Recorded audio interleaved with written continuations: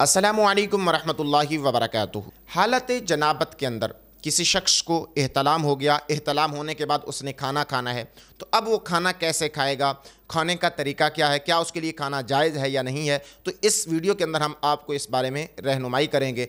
अगर आप ये मसला जानना चाहते हैं तो हमारी इस वीडियो को आखिर तक लाजमी तौर पर देखिएगा।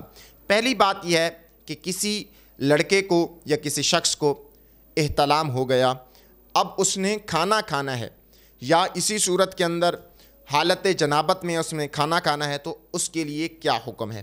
पहली बात यह है कि जो शख्स जुंबी है, हालत जनाबत में है, तो उसके लिए जनाबत की हालत में रहना ये सही नहीं है। क्यों? जिस घर के अंदर जुंबी शख्स हो उस घर के अंदर रहमत के फरिश्ते नहीं आया करते। तो चाहिए यही कि जो जनाबत की हालत में है उसको चाहिए सबसे पहले जितना मुमकिन हो सके वो जल्दी जल्दी वो गुस्ल करे। अगर हालत जनाबत में कोई शख्स खाना चाहता है तो अहादीस मुबारका का मफ़हूम ये है कि आका अलैहिस्सलातु वस्सलाम की बारगाह में सहाबी रसूल ने अर्ज़ किया, या रसूलुल्लाह सल्लल्लाहु अलैहि वसल्लम, क्या जुंबी शख्स के लिए खाना खाना जायज़ है?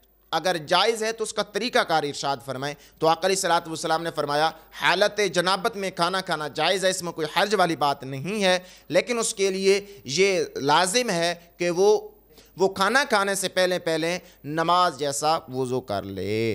जब नमाज जैसा वज़ू कर लेगा तो अब उसके लिए खाना जायज़ होगा और सही होगा, इसमें कोई हर्ज वाली बात नहीं होगी। तो मालूम हुआ कि हालत जनाबत के अंदर खाना जायज़ है, लेकिन अगर टाइम है, वक़्त है, तो पहले वज़ू कर ले, बाद में खाना खा ले।